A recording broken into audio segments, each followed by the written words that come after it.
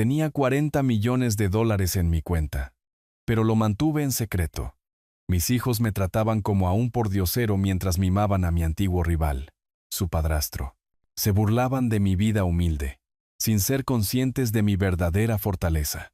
Y entonces, en su audiencia de bancarrota, revelé la verdad sobre quién era el verdadero dueño de sus casas. Este momento sorprendió a todos, y las consecuencias fueron inevitables. Antes de continuar, por favor, suscríbete al canal y déjanos saber desde dónde nos escuchas en los comentarios. Dios, vaya cacharro. Se burló Valeria al salir de su elegante sedán, mirando mi viejo coche destartalado del 98 con el mismo asco que reservaría para un animal atropellado. La luz del atardecer resaltaba los arañazos frescos en la puerta del pasajero. Cicatrices de batalla del lote de coches usados donde lo había comprado esa mañana. Mateo salió del lado del conductor, negando con la cabeza. Eres un pordiosero, papá. Nuestro padrastro acaba de comprarse un coche de lujo nuevo. Plateado, asientos de cuero, con todos los extras. ¿Y tú sales a celebrar esto? Forcé una sonrisa, limpiándome las manos en el paño de cocina que sostenía. Entren, chicos. La cena está lista. Hice su favorito, un estofado de carne con puré de patatas. ¿Estofado? La voz de Valeria goteaba burla. ¿Cuándo fue la última vez que comiste una comida decente? Ricardo nos llevó a ese nuevo asador en el centro la semana pasada. Filetes de $100. Vino importado. Me siguieron a la pequeña cocina donde había puesto la mesa con mis mejores platos, los que su madre había dejado tras el divorcio. La luz del techo proyectaba duras sombras sobre el linóleo gastado, haciendo que todo pareciera más pequeño, más raído. Siéntense, por favor, dije, señalando las sillas. Pensé que podríamos celebrarlo juntos. Mateo se desplomó en su asiento como si me estuviera haciendo un favor. ¿Celebrar qué? Exactamente. Ese trasto de ahí fuera. Papá, es vergonzoso. Mis amigos me ven salir de esa cosa. Tus amigos no importan, repliqué, sirviendo el estofado. Lo que importa es que es un transporte fiable. Valeria se rió, un sonido agudo y cortante. ¿Fiable? Parece que se mantiene unido con buenas intenciones y cinta adhesiva. Ricardo planea comprarme un coche nuevo de alta gama para mi cumpleaños. Un coche de alta gama, papá, no una chatarra de desguace. El tenedor tembló ligeramente en mi mano. Lo dejé, observándolos picotear su comida con el entusiasmo de prisioneros en el corredor de la muerte. ¿Sabes?, continuó Mateo.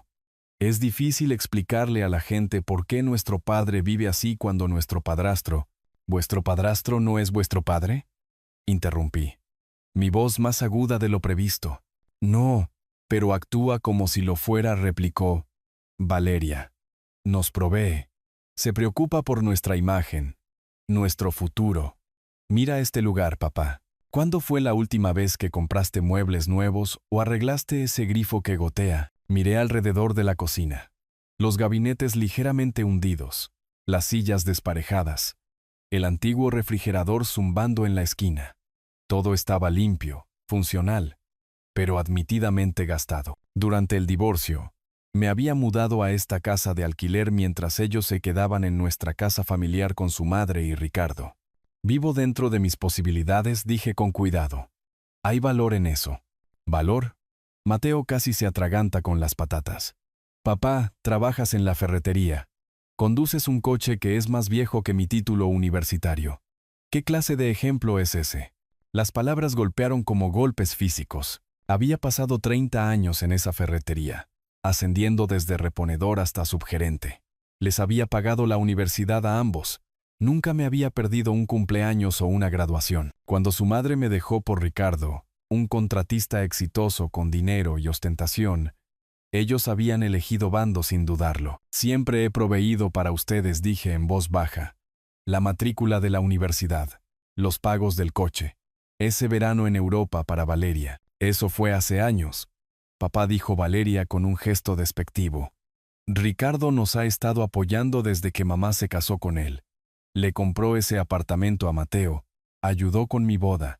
Boda a la que no me invitaste, mascullé. Porque habrías aparecido con un traje de tienda de segunda mano, probablemente conduciendo esa monstruosidad. Mateo señaló hacia la ventana. No podíamos permitirnos esa vergüenza. Algo se rompió dentro de mí. La cuidadosa paciencia que había cultivado durante años de su desdén. Su crueldad casual. Su completo desprecio por todo lo que había sacrificado por ellos. Se agrietó como el hielo en primavera. Me levanté bruscamente, mi silla raspando contra el suelo. Lárguense. Me miraron, con los tenedores a medio camino de sus bocas. Gigi, lárguense de aquí. Ahora, papá comenzó Valeria. No, mi voz tenía una finalidad que me sorprendió incluso a mí. Simplemente váyanse, tomen sus opiniones sobre mi coche, mi casa, mi vida, y lárguense. Mateo se levantó lentamente, su rostro enrojecido de ira y sorpresa. Bien, pero no vengas llorando a nosotros cuando necesites ayuda. No lo haré, dije, siguiéndolos hasta la puerta. Confía en mí en eso. Recogieron sus cosas en un silencio atónito. Valeria se detuvo en el umbral. Su expresión una mezcla de conmoción y orgullo herido. Estás cometiendo un error, papá. Somos la única familia que te queda. Los vi subir a su coche caro, el motor cobrando vida con la silenciosa eficiencia de la ingeniería alemana. Las luces traseras desaparecieron a la vuelta de la esquina, dejándome solo con el eco de sus palabras y el peso de 30 años de resentimiento acumulado. El motor se desvaneció en la distancia, dejándome con un silencio más pesado que sus palabras. Me quedé en la ventana, observando la calle vacía donde había estado su coche. Mis manos todavía temblando de rabia. Pordiosero, susurré a la habitación vacía. Me llamaron pordiosero. Me moví por la cocina mecánicamente, retirando los platos apenas tocados. El estofado se quedaba cuajando en la fuente. Horas de preparación desperdiciadas en unos hijos que no me veían más que como una vergüenza que manejar. Después de que se marcharon en la noche, cerré la puerta con llave y me hundí en mi silla. La casa se sentía diferente ahora, cargada con la electricidad de los puentes quemados. Saqué mi portátil y navegué hasta el sitio web familiar, introduciendo las contraseñas que había memorizado hacía años. La pantalla se cargó lentamente. Luego mostró números que habrían dejado a mis hijos en silencio. 40.891.032 centavos. 40 millones de dólares. Construidos acción por acción. Inversión por inversión. Durante 40 años de cuidadosa planificación. Comenzó con mi primer sueldo de las minas de cobre cuando tenía 22 años. En lugar de gastarlo en cerveza y entretenimiento como mis compañeros de trabajo, compré 5 acciones de IBM, luego 10 acciones de Coca-Cola, luego más, siempre más, reinvirtiendo dividendos y añadiendo lo que podía ahorrar. Recordaba vívidamente esos primeros años, trabajando turnos dobles en la mina, llegando a casa cubierto de polvo y agotamiento, solo para pasar horas investigando empresas, leyendo informes financieros a la luz de una lámpara. Mi primera esposa pensaba que estaba obsesionado, pero yo sabía que estaba construyendo algo importante, algo que importaría. Cuando la industria minera colapsó en nuestra ciudad, yo ya había diversificado. Mientras mis vecinos perdían sus trabajos y su futuro, yo transicioné silenciosamente a la ferretería y continué invirtiendo. Apple a $12 la acción, Microsoft a 8, Amazon a 18. Empresas que parecían arriesgadas entonces, pero que para mí se sentían inevitables. El secreto había sido mi carga y mi prueba. Quería ver quién me amaba de verdad, quién estaría a mi lado cuando pareciera que no tenía nada. Su madre había fallado esa prueba espectacularmente, dejándome por el éxito llamativo de Ricardo. Ahora mis hijos también la habían fallado, llamándome pordiosero mientras se sentaban sobre una fortuna que empequeñecía el modesto negocio de construcción de su padrastro. Había planeado dejarles todo a ellos. Cada acción, cada dividendo, cada dólar cuidadosamente cultivado. Pero sentado en mi cocina, recordando el asco en sus voces, sentí que algo cambiaba dentro de mí. No merecían una herencia, merecían una lección. Abrí otra ventana del navegador y comencé a buscar registros de propiedad en la ciudad. No tardé mucho en encontrar lo que buscaba. El edificio de apartamentos de Mateo, donde pagaba $1,500 al mes de alquiler. El dúplex de Valeria, donde ella y su esposo vivían por $1,200 mensuales. Ambas propiedades eran propiedad de Inmobiliaria del Valle, Una pequeña empresa de bienes raíces que había estado luchando desde la pandemia. Sonreí por primera vez en toda la noche. Mañana haría algunas llamadas. Inmobiliaria del Valle estaba a punto de recibir una oferta que no podrían rechazar. ¿Quieren ver a un pordiosero?, murmuré a la habitación vacía. Déjenme mostrarles cómo es la verdadera pobreza. Cerré el portátil y me fui a la cama. Mi mente ya trabajando en los detalles. Me habían humillado por última vez. Ahora era mi turno de enseñarles sobre las consecuencias.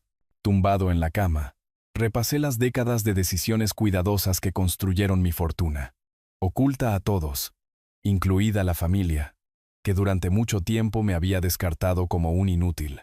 La ironía no se me escapaba. Mientras me comparaban con el modesto éxito de su padrastro, yo había estado acumulando silenciosamente una riqueza que superaba sus sueños más salvajes. Mañana traería nuevas posibilidades. Esa noche, me quedé dormido planeando la primera lección real de humildad para mis hijos. La luz del sol se filtró a través de las cortinas, sacándome de un sueño inquieto lleno de ecos de las pullas de anoche. Había dado vueltas durante horas, sus voces repitiéndose en mi mente como un disco rayado. Pordiosero, vergüenza, cacharro. La ira se había cristalizado en algo más duro durante las horas oscuras. Determinación. Me arrastré a la cocina y encendí mi viejo ordenador de sobremesa, el ventilador cobrando vida con quejas familiares. Mientras se cargaba, preparé café en la misma taza desconchada que había usado durante 20 años. La luz de la mañana que entraba por mi pequeña ventana iluminaba motas de polvo bailando en el aire. Pero mi atención estaba completamente en la pantalla. Mi cuenta de corretaje se abrió con sus habituales avisos de seguridad. Navegué hasta mis participaciones, desplazándome por décadas de cuidadosas selecciones. Allí, Microsoft, comprada a $12, ahora valía más de 400. Apple, comprada a $15, cotizaba actualmente a 180. Seleccioné varias posiciones, suficientes para generar el efectivo que necesitaría para la siguiente fase. Apareció la pantalla de confirmación. ¿Está seguro de que desea vender 50,000 acciones de Microsoft Corporation? Hice clic en confirmar sin dudarlo. Mientras la rueda de procesamiento giraba, bebí mi café y dejé que mi mente volviera al divorcio. Isabel había estado tan segura de su elección, tan cierta de que el negocio de construcción de Ricardo representaba la seguridad, mientras que yo era solo un soñador jugando con calderilla en el mercado de valores. Se había reído cuando insistí en mantener mi pequeño pasatiempo separado de nuestros activos conjuntos. Tú y tus acciones, había dicho durante una de nuestras últimas discusiones. ¿Cuándo vas a madurar e invertir en algo real? Algo real. Casi me río ahora, viendo la confirmación digital aparecer en mi pantalla. La venta había generado $20 millones en efectivo líquido, más de lo que Ricardo ganaría en 10 vidas. El timbre sonó bruscamente, interrumpiendo mis pensamientos. Miré el reloj, 8:30 de la mañana. ¿Quién visitaría tan temprano? Abrí la puerta para encontrar a Isabel de pie en mi porche, con el rostro enrojecido de ira, su bolso caro agarrado como un arma. ¿Cómo pudiste tratar a tu propia sangre así?, exigió, pasando a mi lado para entrar en la casa. Mateo me llamó anoche, llorando como un niño. ¿Los echaste? ¿A tus propios hijos? Cerré la puerta lentamente, manteniendo la compostura. Ya son adultos, Isabel, 30 y 27 años. Necesitan aprender a respetar. ¿Respeto? Se dio la vuelta, su voz subiendo de tono. Los humillaste. Solo intentaban ayudarte a entrar en razón sobre esa ridícula compra de coche. ¿Ayudarme a entrar en razón? Casi sonreí. ¿Llamándome pordiosero? ¿Comparándome con tu marido? ¿Como si fuera una especie de fracasado? Eres un fracasado. Las palabras explotaron de ella. Mira este lugar, Julián. Mira tu vida. Tienes 62 años. Vives de alquiler. Conduces un coche que pertenece a un desguace. Nuestros hijos se avergüenzan de ti. Las acciones tienen consecuencias, repliqué uniformemente. Ellos eligieron ser crueles. Yo elegí no tolerarlo. Me miró, quizás sorprendida por mi respuesta tranquila. Has cambiado. Solías ser razonable, comprensivo. Ahora solo eres frío. No soy frío, Isabel. Estoy harto de ser un felpudo. No te atrevas a culparme por esto, espetó. Intenté que nuestro matrimonio funcionara, pero siempre estabas enterrado en esas ridículas revistas financieras, hablando de empresas de las que nadie había oído hablar. Ricardo entiende lo que significa mantener a una familia. Ricardo, repetí suavemente, el hombre con el que tuviste una aventura mientras yo trabajaba turnos dobles para pagar la universidad de Mateo. Su rostro se puso blanco. Eso es historia antigua. ¿Lo es? Porque parece que todos ustedes siguen viviendo en esa misma fantasía donde yo soy el villano y ustedes las víctimas. Se quedó allí por un momento. Sin palabras, su ira desinflándose en algo que parecía casi incertidumbre. Luego se enderezó, recogió su bolso y se dirigió a la puerta. Esto no ha terminado, Julián. Has herido a tus hijos por última vez. La vi subir a su coche de lujo, dinero de Ricardo, sin duda, y alejarse por la ladera de la colina de nuestra ciudad. Mientras sus luces traseras desaparecían en la curva, no pude evitar pensar en lo absurdo de todo. Mi hijo de 30 años y mi hija de 27 habían corrido hacia su madre como niños a los que se les niega el postre. Cerré la puerta y volví a mi ordenador. Los fondos de la venta de acciones estarían disponibles en 3 días hábiles. Pronto les mostraría a todos cómo era el verdadero poder. Esos siguientes días se desdibujaron en una rutina vigilante, cada mañana comenzando con un vistazo a mi bandeja de entrada, hasta que finalmente llegó la alerta. Transferencia bancaria completada. $20 millones disponibles en su cuenta corriente. Miré la notificación durante un largo momento, sintiendo el peso de 40 años de paciencia y planificación condensados en esas simples palabras. El dinero que lo cambiaría todo estaba tranquilamente en mi cuenta, esperando mi orden. Agarré mis llaves y me dirigí al centro, a la pequeña oficina de bienes raíces encajada entre una cafetería y una casa de empeños. La recepcionista, una joven con el pelo rojo brillante, levantó la vista de su ordenador. Estoy interesado en comprar un edificio de apartamentos, dije. El de la calle principal, unidades 108, parpadeó. Esa es una inversión significativa. ¿Está trabajando con un agente específico? Trabajaré con quien pueda cerrar el trato rápidamente. 20 minutos después, estaba sentado frente a Laura Morales, una agente inmobiliaria de mediana edad con ojos cansados y una pila de archivos de propiedades. Deslizó una carpeta sobre el escritorio. Inmobiliaria del Valle ha estado luchando desde la pandemia, explicó. Están motivados para vender, pero piden $2,8 millones por el edificio. Lo compro a ese precio. Sin preguntas, sus cejas se dispararon. ¿No quiere ver los informes de inspección? ¿El historial de alquileres? ¿Los registros de mantenimiento? Estoy familiarizado con la propiedad. Saqué mi chequera. ¿Qué tan rápido podemos cerrar? Las siguientes 2 horas pasaron en un torbellino de papeleo y llamadas telefónicas. Firmé documentos con mano firme, mi mente divagando ocasionalmente a las veces que había ayudado a Mateo con su alquiler cuando estaba entre trabajos. $3,000 aquí, 2,000 allá, siempre con la promesa de que me los devolvería. Nunca lo hizo.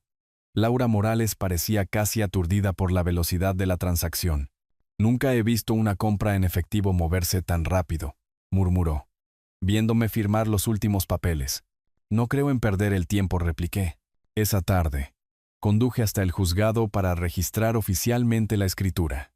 El secretario, un hombre mayor con gafas gruesas, selló los documentos con eficiencia practicada. Felicidades, señor.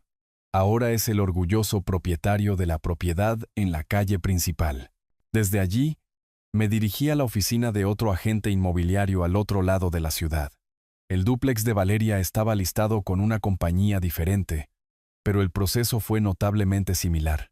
La propietaria, una viuda llamada señora Chen, había heredado la propiedad de su esposo y estaba ansiosa por venderla. No han sido más que dolores de cabeza, confesó por teléfono.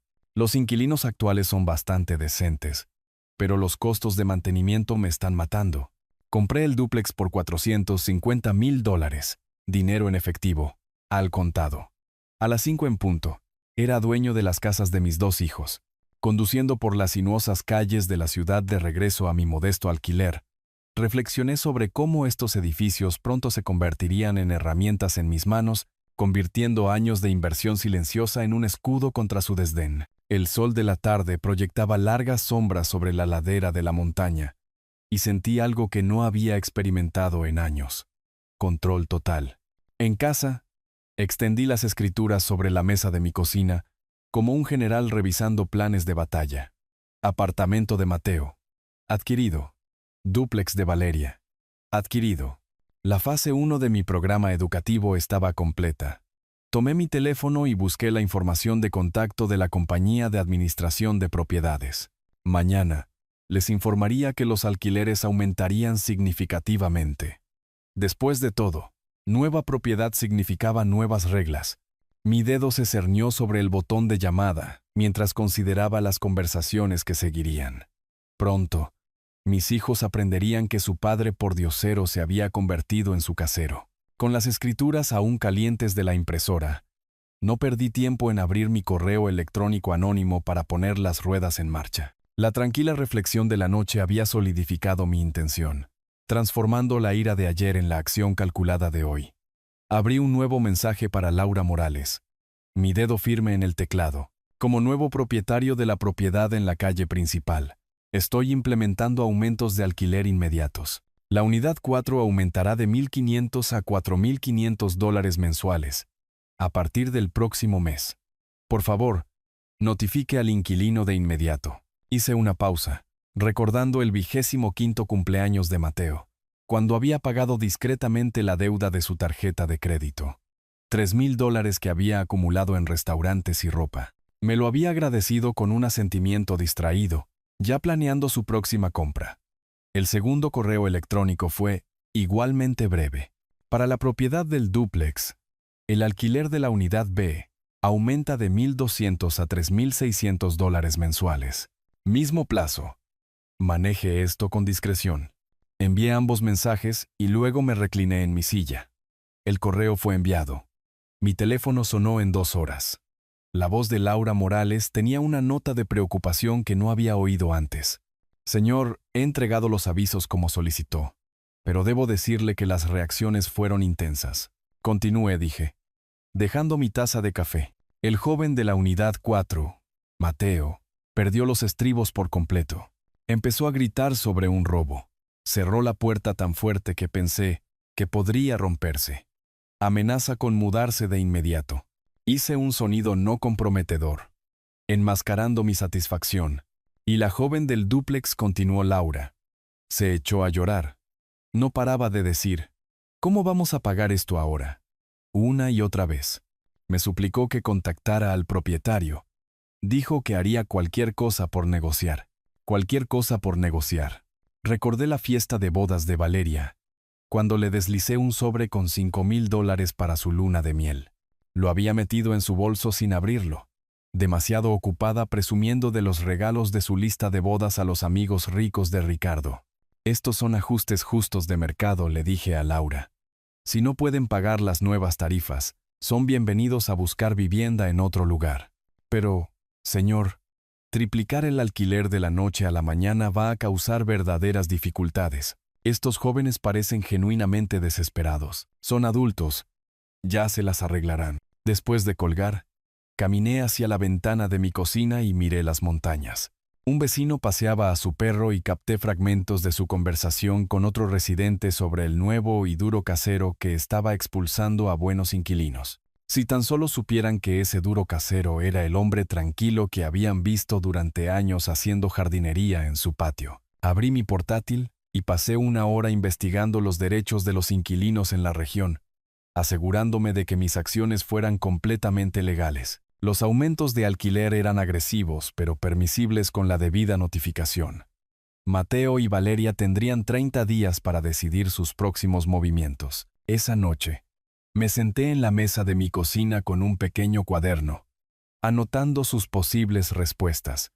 Podrían apelar a su madre y a su padrastro en busca de ayuda. Podrían intentar negociar directamente con el misterioso propietario. O podrían volver arrastrándose a su padre pordiosero, finalmente listos para mostrar algo de respeto. Sonreí, pensando en la ironía. Habían pasado años comparándome desfavorablemente con Ricardo, alabando su perspicacia para los negocios y su éxito. Ahora descubrirían cómo se sentía la verdadera presión financiera, cortesía de inversiones que precedían a toda la carrera de su padrastro. El teléfono volvió a sonar. Laura Morales sonaba aún más agotada. Señor, espero que no le importe que llame tan tarde, pero ha habido un desarrollo. El joven, Mateo, volvió a la oficina esta tarde con una especie de amigo abogado. Están tratando de impugnar el aumento del alquiler, alegando que es una represalia. ¿Represalia contra qué? Eso es lo que pregunté. No pudieron darme una respuesta clara. El abogado pareció darse cuenta de que su caso era débil, y se fue bastante rápido. Escuché mientras describía el caos. Las acusaciones de Mateo con la cara roja, las llamadas telefónicas de Valeria suplicando piedad, la retirada avergonzada del abogado cuando se dio cuenta de que los aumentos eran técnicamente legales. Ambos están convencidos de que alguien la tiene tomada con ellos personalmente, añadió Laura. La joven sigue preguntando quién compró las propiedades, pero le dije que esa información es confidencial. Manténgalo así, instruí. Después de terminar la llamada, miré mi teléfono mientras comenzaba a vibrar con un mensaje entrante. La pantalla mostraba el nombre de Valeria, y pude ver el comienzo de lo que parecía un texto desesperado. Mi dedo se detuvo sobre el botón de respuesta, la curiosidad luchando con la satisfacción de dejarlos coserse en su pánico. La vibración persistente del teléfono rompió el silencio de la tarde. Un mensaje de Valeria parpadeando urgentemente en la pantalla. Papá, por favor llámame. Necesitamos hablar. Es muy importante. Dejé el teléfono a un lado brevemente para componerme. El zumbido persistente haciendo eco del informe de la agente inmobiliaria de la noche anterior. Cualquiera que fuera la desesperación que la había llevado a contactarme, quería saborearla por un momento antes de responder. Una hora después, su coche se detuvo afuera. No el elegante sedán de antes, sino un coche más viejo que debía pertenecer al marido de Valeria. Llamaron frenéticamente. El sonido agudo e insistente contra mi puerta principal. La abrí para encontrarlos a ambos de pie en mi porche, sus rostros marcados por la preocupación y un pánico apenas contenido. Los ojos de Valeria estaban enrojecidos, su maquillaje corrido. La mandíbula de Mateo estaba tan apretada que podía ver los músculos contraerse. Papá, comenzó Valeria, su voz temblando, estamos en serios problemas. Nuestro alquiler se triplicó de la noche a la mañana y no sabemos qué hacer. Por favor, añadió Mateo, aunque las palabras parecían rasparle la garganta. Necesitamos tu ayuda. Solo un préstamo hasta que podamos resolver esto. Les hice un gesto para que entraran de mala gana, cruzando los brazos mientras se sentaban con inquietud en mi sofá gastado. El mismo sofá del que se habían burlado apenas unos días antes ahora parecía un trono de juicio. ¿Quieren dinero de mí?, pregunté, mi voz cuidadosamente neutral. Papá, por favor, insistió Valeria, las lágrimas comenzando a fluir. Estamos desesperados. El nuevo casero no negocia. Ni siquiera nos dice quién es. Podríamos perder nuestras casas. Me han llamado por diosero antes, repliqué, negando con la cabeza lentamente. Arréglenselas ustedes mismos. La fachada de Mateo se resquebrajó. Tenía razón entonces. Eres uno. Bien, iremos con mamá y nuestro padrastro. Ellos nos ayudarán. A ellos sí les importa la familia. Sí, intervino Valeria, secándose los ojos con el dorso de la mano. Ricardo nunca nos dejaría sufrir así. Él entiende lo que significa apoyar a las personas que amas. Caminé hacia la ventana, mirando la calle donde su coche prestado estaba como un monumento a sus circunstancias reducidas. La ironía era deliciosa. Estaban tan ocupados planeando su huida hacia Ricardo que no podían ver la trampa cerrándose a su alrededor. Entonces vayan con Ricardo, dije simplemente. Pídanle $3,600 al mes para Valeria, $4,500 para Mateo. Cada mes. A ver cuánto dura su generosidad. Ese no es el punto, explotó Mateo, saltando de pie. Eres nuestro padre. Deberías querer ayudarnos. ¿Ayudarlos con qué? ¿A vivir por encima de sus posibilidades? ¿A gastar dinero que no tienen en cosas que no necesitan? No gastamos dinero que no tenemos, protestó Valeria, pero su voz carecía de convicción. ¿En serio? Me volví para enfrentarlos. Mateo, ¿qué gastaste el mes pasado en restaurantes? Valeria, ¿Cuánto costó ese bolso que llevaste a la cena la semana pasada? Intercambiaron miradas y vi la verdad en sus expresiones. Habían estado viviendo como gente rica con ingresos de clase trabajadora, subsidiados por la generosidad ocasional de su padrastro y su propia negación. Eso es diferente, masculló Mateo. ¿Lo es? Se burlan de mi vida. Me llaman una vergüenza. Y luego vienen corriendo aquí cuando su estilo de vida de fantasía choca con la realidad. Mientras hablaba, mis ojos se posaron en una pequeña caja de madera en mi repisa. Un proyecto de manualidades de la infancia que Valeria había hecho en la escuela primaria, pintado con flores brillantes y las palabras «el mejor papá del mundo». La niña inocente que había creado ese tesoro se había convertido en esta mujer desesperada sentada en mi sofá. Demasiado orgullosa para admitir sus errores, pero no demasiado orgullosa para mendigar dinero.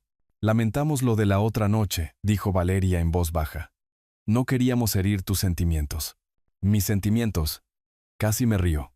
¿Crees que esto se trata de sentimientos heridos? Entonces, ¿de qué se trata? Exigió Mateo. De respeto, dije. Algo que nunca me han mostrado. Se sentaron en un tenso silencio, el peso de años de crueldad casual asentándose entre nosotros como polvo. Finalmente, Mateo se levantó, su rostro enrojecido de ira y orgullo herido. Bien, lo resolveremos nosotros mismos, pero no esperes que volvamos arrastrándonos cuando seas viejo y necesites ayuda. No lo haré, repliqué con calma. Mientras Mateo se dirigía furioso hacia la puerta, su disparo de despedida me recordó todas las veces que me había tragado sus desprecios, pero ya no dejaría que eso definiera nuestra relación. Valeria lo siguió, deteniéndose en el umbral para mirarme con algo que podría haber sido arrepentimiento. Esto no ha terminado, papá dijo suavemente. Vi su coche desaparecer por la calle, mi mente ya pensando en sus próximos movimientos. Irían a ver a Isabel y Ricardo ahora, con la cabeza gacha, pidiendo rescate. Pronto descubrirían que la generosidad de su padrastro tenía límites, y la influencia de su madre solo podía llegar hasta cierto punto. Mientras sus faros se disolvían en el anochecer, un pesado silencio se apoderó de la casa, roto solo por mi respiración constante, mientras contemplaba su inevitable reacción. Aseguré la puerta con deliberado cuidado, y me acomodé en mi sillón. La tensión residual de sus palabras de despedida, todavía crepitando en el aire como electricidad antes de una tormenta. No tuve que esperar mucho para ver su estrategia desplegarse. Durante los días siguientes, los rumores comenzaron a circular por la unida comunidad de la ciudad como veneno en un pozo. La señora Carmen de al lado lo mencionó primero, su voz cuidadosamente neutral mientras cuidaba su jardín. Qué lástima lo de tus problemas familiares, Julián. Espero que puedan resolver las cosas. En la cafetería de la calle principal, escuché fragmentos de conversación de la mesa de la esquina, donde Valeria estaba sentada con su amiga Sara, pañuelos arrugados en sus manos. Simplemente nos cortó por completo, decía, su voz quebrándose con precisión practicada. Después de todo lo que hemos hecho por él, tratando de ayudarlo a entrar en razón sobre sus finanzas, las mentiras eran elegantes en su simplicidad. Me pintaban como el padre cruel que había abandonado a sus hijos en apuros, mientras ellos se convertían en las víctimas de mi despiadada indiferencia. Ninguna mención de su burla, sus años de desdén, sus interminables comparaciones con su padrastro. El enfoque de Mateo fue más directo. Notas anónimas comenzaron a aparecer en mi buzón, nada lo suficientemente amenazante como para involucrar a la policía, pero lo suficientemente directas como para dejar claro su mensaje. Esto no terminará bien para ti, decía un mensaje mecanografiado. La familia lo es todo, decía otro. Las llamadas telefónicas vinieron después. Números desconocidos. Silencio cuando respondía. Luego la voz de Mateo disfrazada pero inconfundible. Cometiste un error, viejo. No olvidaremos esto. Escuché con calma.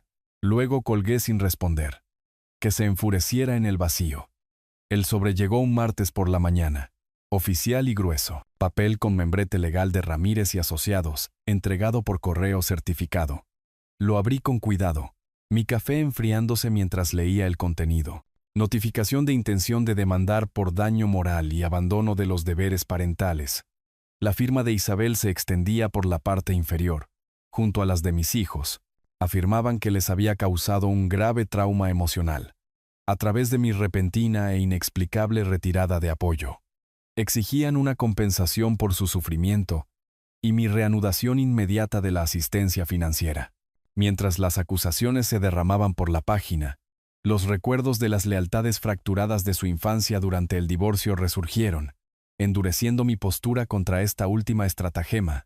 Recordé a Mateo, de 13 años, preguntando si podía cambiarse el apellido por el de Ricardo, y a Valeria, de 15 años, negándose a visitarme porque mi apartamento era demasiado deprimente. Tomé mi teléfono y marqué al único abogado en la ciudad en quien confiaba, Francisco Morales, el hermano de Laura, quien había manejado mis compras de propiedades con discreción. Julián, ¿qué puedo hacer por ti? Necesito consejos sobre una demanda frívola.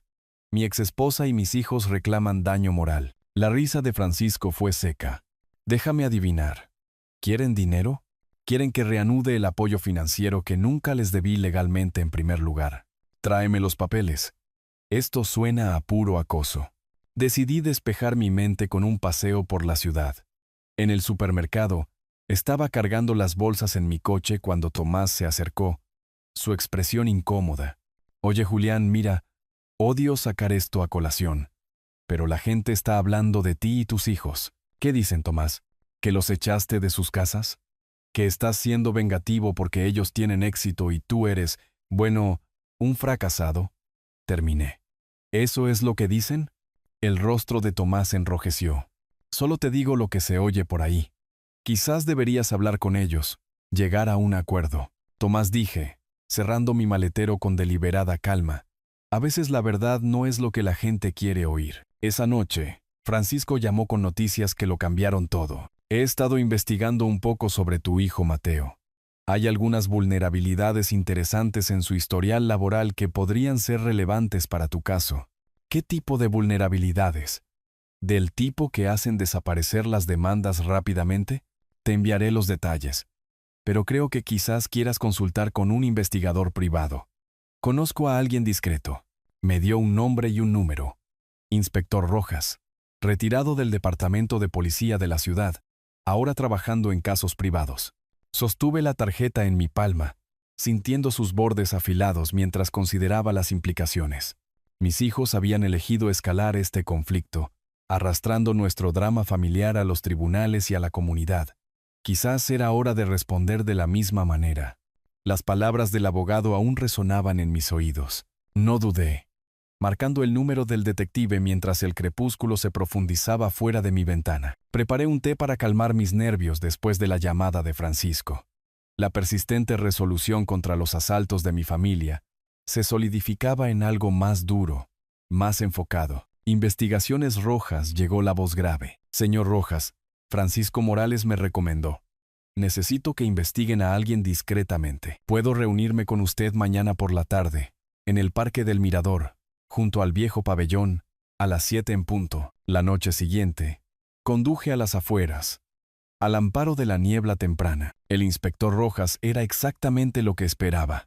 Rostro curtido, ojos cuidadosos, el tipo de hombre que había pasado décadas leyendo los secretos de la gente. ¿Qué estamos buscando?, preguntó, sentándose en el banco del parque a mi lado. Mi hijo, Mateo, trabaja en Seguros del Norte. Sospecho que ha estado tomando atajos, quizás inflando cuentas de gastos, falsificando informes. Su carácter sugiere que tomaría atajos si pensara que podría salirse con la suya. Rojas asintió, sacando un pequeño cuaderno. ¿Qué tan profundo quiere que investigue? Nada más, nada menos. 2 semanas después, el informe del detective llegó en un sobremanila liso. Extendí el contenido sobre la mesa de mi cocina, revisando cada documento con meticuloso cuidado. El expediente laboral de Mateo pintaba un cuadro de deshonestidad creciente. Informes de kilometraje fabricados, recibos de cenas con clientes inflados, incluso algunos casos de reclamación de horas extras por horas que nunca había trabajado, como confirmaba la evidencia. Revisando el dossier del detective, vi ecos de los atajos de toda la vida de Mateo. Desde saltarse las tareas cuando era niño hasta estos engaños profesionales, solidificando mi camino a seguir. El recibo de una supuesta cena con un cliente en un restaurante que había estado cerrado por reformas me recordó a Mateo, de 16 años, afirmando que había gastado su asignación en material escolar, cuando más tarde encontré recibos de videojuegos en su mochila. Dudé quizás 30 segundos, recordando al niño que una vez me había ayudado a lavar mi coche por dinero de bolsillo. Luego recordé su voz en el teléfono. Esto no terminará bien para ti, viejo. Escribí el correo electrónico anónimo con cuidado, adjuntando copias escaneadas de la evidencia. Su empleado, Mateo, ha estado defraudando sistemáticamente a su empresa. Documentación adjunta. Un ciudadano preocupado. El mensaje se envió con un suave timbre electrónico. Sellé copias adicionales en un sobre dirigido a la sede corporativa de Seguros del Norte, añadiendo una carta de presentación que detallaba el patrón de fraude. Llevaba guantes, viejos hábitos de años de inversión cuidadosa donde el anonimato a veces importaba. En una semana, la noticia se filtró a través de la red de chismes de la ciudad. Mateo había sido despedido de Seguros del Norte, con efecto inmediato. La razón oficial fue la violación de las políticas de la empresa, pero los rumores eran más coloridos. Descubrieron que estaba robando, susurró la señora Carmen por encima de su valla. Lo pillaron con las manos en la masa con recibos falsos. Escuché sus teorías con la misma expresión neutral que había usado durante 40 años de reuniones familiares. Cuando me preguntó qué pensaba, simplemente dije, las acciones tienen consecuencias. Un día después, vi una publicación en redes sociales de una de las amigas de Valeria. Oraciones por la familia durante este momento difícil. A veces la vida simplemente te golpea por todos lados. Noté la creciente desesperación de Valeria a través de ese fragmento. Mis pensamientos derivando hacia sus vulnerabilidades. Siempre había sido la más emocional de mis hijos, más rápida en quebrarse bajo presión. La pérdida del trabajo de Mateo la aterrorizaría, haciéndola preguntarse si ella era la siguiente. La pregunta era, ¿qué secretos estaba ocultando ella? Cerré mi portátil y caminé hacia mi ventana, observando el cielo oscurecerse sobre las montañas. La fase 2 de mi programa educativo estaba completa.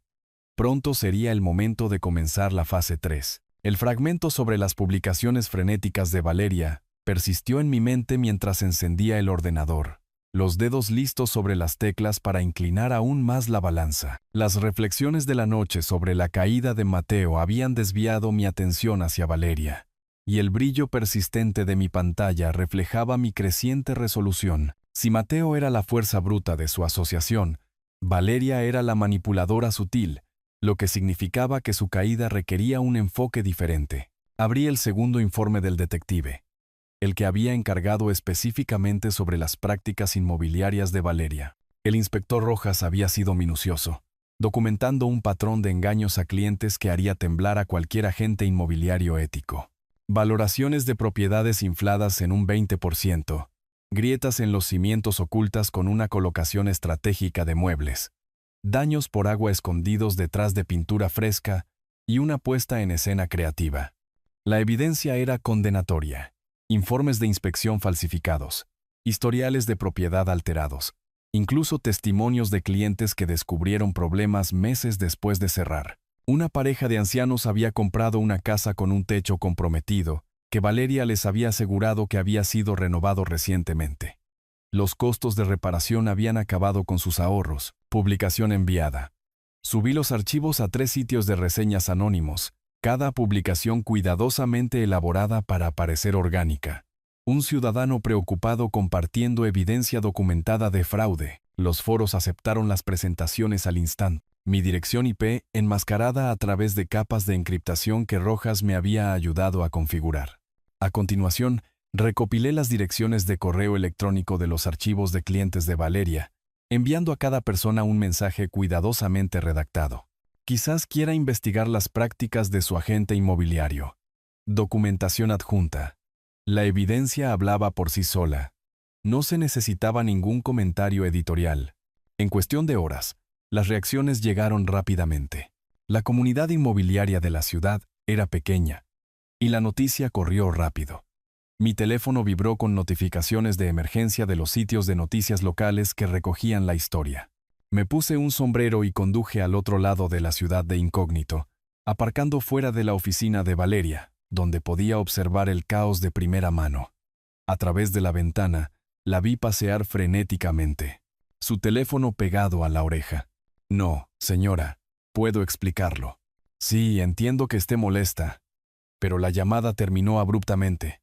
Pude ver sus hombros temblar. Otro cliente irrumpió en la oficina. Su voz se oía a través del cristal. Has arruinado mi inversión. Ese cimiento que juraste que era sólido se está partiendo por la mitad. Los intentos de Valeria por controlar los daños solo empeoraron las cosas. Sus publicaciones en redes sociales defendiendo sus prácticas sonaban defensivas y huecas. Estas son acusaciones infundadas de fuentes anónimas, escribió. Siempre he actuado con integridad. La sección de comentarios explotó con refutaciones de clientes verificados, cada uno compartiendo sus propias historias de terror. Cuando la primera reseña de un cliente se hizo viral en nuestro pequeño pueblo, imaginé el rostro de Valeria arrugándose igual que el mío durante sus interminables burlas, una justicia silenciosa finalmente tomando forma. En la reunión semanal del pueblo, me senté en la última fila mientras propietarios enojados compartían sus historias. El alcalde pidió una investigación sobre las prácticas inmobiliarias locales. La Junta de Licencias Estatal ya había recibido quejas formales. En una semana la oficina de Valeria estaba vacía. El cartel de "Se alquila" en la ventana contaba la historia mejor que cualquier artículo de noticias. Esa noche, me encontré caminando por las tranquilas calles de la ciudad, respirando el aire fresco de la montaña. El trabajo del detective había sido preciso y devastador. La reputación de Valeria estaba destruida, su carrera terminada. Al igual que Mateo, había aprendido que las acciones realmente tienen consecuencias. Al girar en mi calle, noté una pila de correo esperando en mi buzón, facturas, anuncios, y algo que me hizo detenerme. Un sobre oficial con el sello del Tribunal del Condado. Dentro, un aviso de declaración de bancarrota con un nombre familiar. Mateo Julián. Entrecerré los ojos ante el aviso del tribunal. Calculando el momento, la audiencia estaba programada para el próximo viernes. Mis 2 hijos estarían allí, desesperados y acorralados. Sería el escenario perfecto para el acto final de mi programa educativo. El aviso de bancarrota me miraba desde el sobre, su escritura formal llevándome a la siguiente fase mientras me preparaba para el inevitable enfrentamiento en el tribunal. Dejé a un lado las actualizaciones de Valeria para abordar este nuevo desarrollo, el hilo compartido del colapso financiero de mis hijos tejiendo todo junto con una precisión poética. Reuní mis archivos y conduje al juzgado bajo un cielo gris, llegando temprano para observar los procedimientos desde la última fila. El juzgado olía a madera vieja y a décadas de drama legal, sus altos techos resonando con conversaciones susurradas. Mateo estaba sentado en la mesa del peticionario, su abogado barajando papeles con el aire resignado de alguien que gestiona una pérdida inevitable. Sus dedos tamborileaban nerviosamente contra la madera, y pude ver el sudor perlando su frente a pesar del aire fresco de la mañana. Valeria había venido a apoyarlo. Su presencia un testimonio de su continua alianza contra el mundo. Miraba ansiosamente por la sala como si esperara que más malas noticias se materializaran desde las sombras. La jueza, una mujer severa de unos 50 años, revisó la petición de bancarrota con eficiencia practicada. Señor, ¿está usted declarando una deuda que supera los $150,000 con activos de menos de 30,000? Sí. Su señoría, respondió Mateo, su voz apenas un susurro. ¿Y su principal acreedor figura como propietario desconocido por alquileres atrasados? Este era mi momento. Me levanté de mi asiento, documentos en mano, sintiendo el peso de décadas levantarse con cada paso hacia el frente de la sala. Su señoría, puedo aclarar ese asunto. La sala quedó en silencio. La cabeza de Mateo se giró bruscamente, sus ojos abriéndose de par en par al reconocerlo. Yo soy el propietario al que han maldecido, anuncié, mi voz resonando claramente en el repentino silencio. Y mis cuentas tienen $40 millones. Jadeos recorrieron la sala. La boca de Mateo se abrió y cerró como un pez luchando por aire.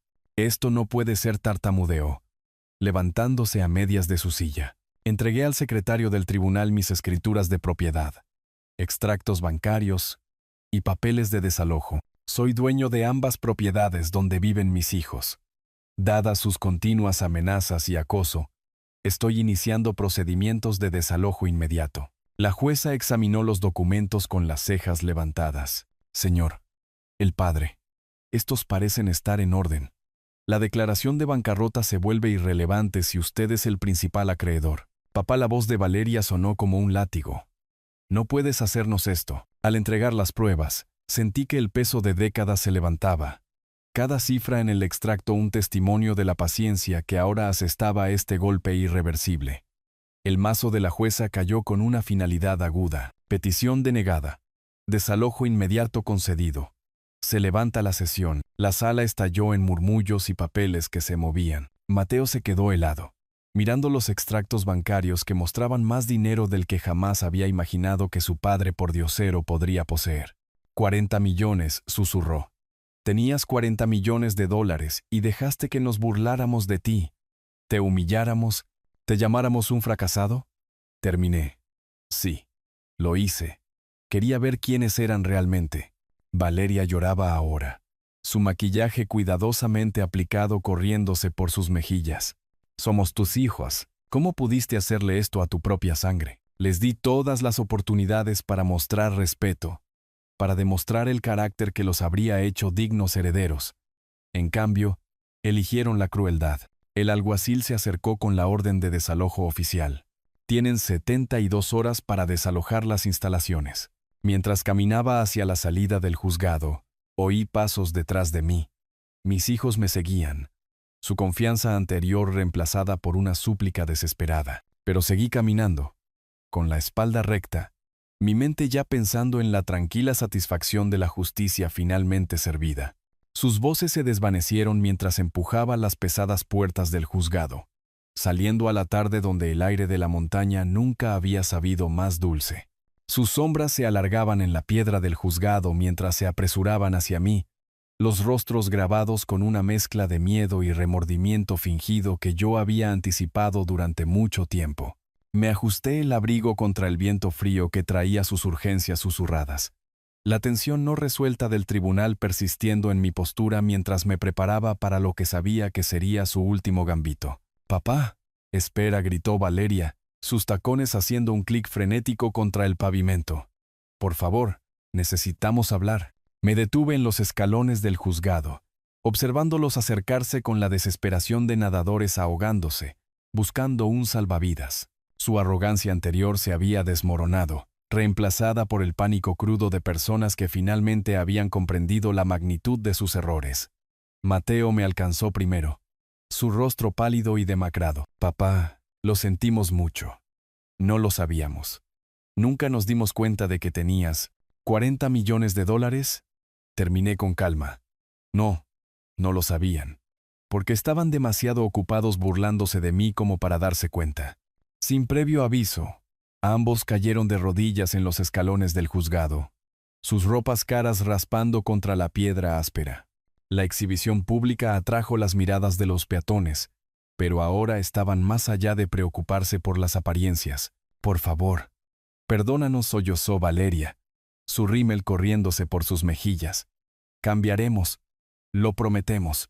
Seremos mejores hijos». La voz de Mateo se quebró mientras hablaba. Estábamos equivocados en todo. El coche, la casa, la forma en que te hablamos. Te rogamos, no nos hagas esto. Se arrodillaron ante mí, invocando recuerdos de la infancia con una desesperación calculada. Valeria sacó un pequeño corazón de madera que yo le había tallado en la escuela primaria, sosteniéndolo como una ofrenda de paz.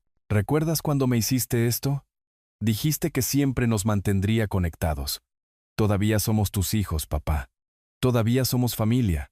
Viéndolos buscar a tientas palabras que una vez me hirieron profundamente, sentí que las cadenas de la obligación se disolvían, reemplazadas por una libertad ganada a través de años de fortaleza invisible. El corazón en la mano de Valeria me recordó todos los sacrificios que habían despreciado, todo el amor que habían rechazado en favor de las ofrendas más llamativas de su padrastro. «Es demasiado tarde para eso», dije con firmeza, retrocediendo de sus manos suplicantes. «Han mostrado sus verdaderos colores. El dinero no cambia lo que son. Pero pagaremos el alquiler, suplicó Mateo. Conseguiremos trabajo. Nosotros, no más. Me alejé de ellos, sus súplicas desvaneciéndose como un trueno distante mientras caminaba hacia mi coche. Conduje de regreso por calles familiares, sus voces desesperadas resonando en mi memoria. Para cuando llegué a mi casa, el proceso de desalojo ya estaba en marcha. Mi teléfono vibró con actualizaciones de la compañía de administración de propiedades. Ambas propiedades están siendo aseguradas, informó Laura Morales. Los inquilinos tienen 72 horas para retirar sus pertenencias. Durante los siguientes 3 días, observé desde la distancia cómo las vidas de mis hijos se desmoronaban por completo. El desempleo de Mateo lo dejó luchando por cualquier trabajo que pudiera encontrar. Pero su reputación lo precedía ahora. La licencia de bienes raíces de Valeria fue suspendida en espera de investigación. Sus antiguos clientes presentaban demandas por fraude y tergiversación. Los oficiales de desalojo llegaron puntualmente. A través de intermediarios, me enteré de su embalaje frenético. Los vecinos reuniéndose para ver el espectáculo. El camión de mudanzas lleno de muebles que tendrían que vender para pagar una vivienda temporal. Sus coches de lujo fueron los primeros en irse, embargados cuando no pudieron hacer los pagos. Ropa de diseñador, aparatos electrónicos caros. Todos los símbolos de estatus que una vez ostentaron, fueron sacrificados en casas de empeño y ventas en línea.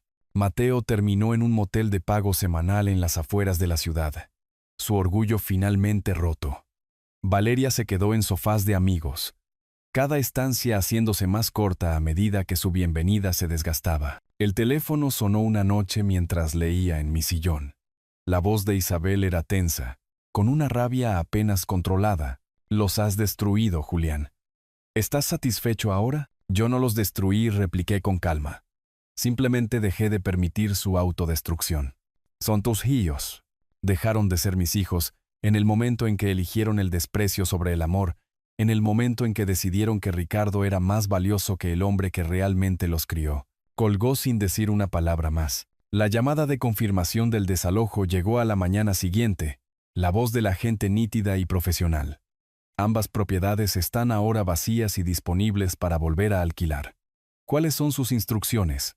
Dejé el teléfono y me moví a mi escritorio, donde mis carteras de acciones brillaban en la pantalla del ordenador.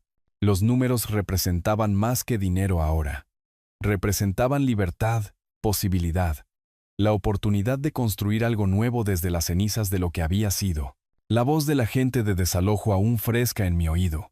Me volví hacia la pantalla brillante, listo para remodelar los restos de mi antigua vida en algo sin ataduras. Guardé el teléfono después de la llamada y me acomodé en mi escritorio, anclado por la fresca sensación de finalidad de las súplicas de mis hijos que aún resonaban en mi memoria. Abrí mi aplicación de inversiones y comencé el proceso sistemático de liquidación. No todo.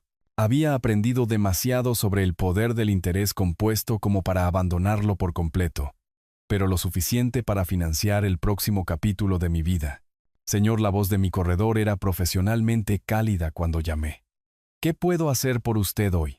Quiero vender el 30% de mi cartera. Acciones de primera línea, diversificadas en varios sectores. Necesito los fondos líquidos en una semana. Esa es una cantidad bastante sustancial. Puedo preguntar qué está planeando. Una nueva vida, dije simplemente. Vendido. Las transferencias se completaron con eficiencia digital. Millones fluyendo a mis cuentas como agua que encuentra su nivel. Puse ambas propiedades de alquiler con nuevas compañías de administración, seleccionando inquilinos potenciales que realmente apreciarían lo que estaban obteniendo. Los ingresos mensuales por alquiler proporcionarían un flujo constante sin la carga emocional de la ocupación de mis hijos. Mi propia casa en la ciudad requirió una puesta en escena mínima. La había mantenido limpia y funcional durante tanto tiempo que se veía maravillosamente a los posibles compradores. La primera oferta llegó en una semana. Una familia joven con niños que vio el potencial de la casa en lugar de sus modestas citas. Esa noche, busqué propiedades frente al mar en línea, la pantalla iluminando posibilidades que nunca me había permitido imaginar. La costa me llamaba con su promesa de renovación, su distancia de todo lo que había definido mi vida anterior. Subí al avión con equipaje ligero, la ciudad encogiéndose debajo de mí mientras ascendíamos al cielo. El pueblo costero me recibió con aire salado y horizontes infinitos, un marcado contraste con los valles cerrados de mi región. La casa que compré estaba en un acantilado con vistas al Pacífico, sus ventanas enmarcando puestas de sol que pintaban el cielo con colores que había olvidado que existían. La agente inmobiliaria, una mujer llamada Margarita, de ojos amables y cabello plateado, manejó el cierre con la eficiencia de alguien que había visto sueños realizarse antes. Ha elegido un lugar maravilloso, dijo, entregándome las llaves. La comunidad aquí es muy acogedora. Tenía razón. En la serie de conferencias nocturnas del centro comunitario local, conocí a Elena, una viuda que se había mudado al pueblo después de la muerte de su esposo 3 años antes. Entablamos una conversación sobre libros, luego sobre paseos por la playa, luego cenas con vistas al agua. Crié a 3 hijos, me dijo una noche, mientras veíamos las olas romper debajo de mi terraza. Visitan 2 veces al año, cumplidores pero distantes. He aprendido que la familia no siempre se trata de sangre. ¿De qué se trata, entonces? Pregunté. De respeto, de amabilidad, de la elección de ver el valor en alguien más allá de lo que pueden proporcionar. De pie en la terraza con ella a mi lado, me maravillé de cómo la inmensidad del océano reflejaba la expansión de posibilidades desbloqueadas al mantenerme firme contra aquellos que una vez me menospreciaron. Las lecciones de mis inicios en la inversión, después del divorcio, paciencia, persistencia, el poder del crecimiento compuesto se habían aplicado a más que solo dinero. Caminábamos por la playa la mayoría de las noches, nuestras conversaciones fluyendo tan fácilmente como la marea. Había sido maestra. Entendía la satisfacción de nutrir algo que valía la pena. Me encontré compartiendo historias de mi viaje de inversión, los años de acumulación cuidadosa que habían llevado a este momento de libertad. «Sabes», dijo Elena una noche pintada por el atardecer, «creo que has estado invirtiendo en ti mismo todo el tiempo. El dinero fue solo el vehículo». Mi teléfono vibró con un mensaje de un número desconocido, probablemente uno de mis hijos intentando un nuevo enfoque. Le eché un vistazo. Luego lo borré sin leer, mi atención volviendo al horizonte donde esperaban las posibilidades del mañana. Las olas rompían en su ritmo eterno, y me di cuenta de que finalmente había encontrado en lo que había estado invirtiendo todos estos años. No solo seguridad financiera, sino el autorrespeto para alejarme de la toxicidad y la sabiduría para reconocer una conexión genuina cuando aparecía. Mientras el sol se hundía bajo el Pacífico, pintando el cielo en tonos de oro y carmesí, sentí una satisfacción que nunca supe que era posible. El futuro se extendía por delante, sin ataduras a las expectativas de hijos ingratos o a los fantasmas de decepciones pasadas. Era libre. Si te gustó esta historia, por favor, dale me gusta a este video. Suscríbete al canal y comparte tus impresiones sobre esta historia en los comentarios. Para escuchar la siguiente historia, haz clic en el recuadro de la izquierda. Gracias por tu atención.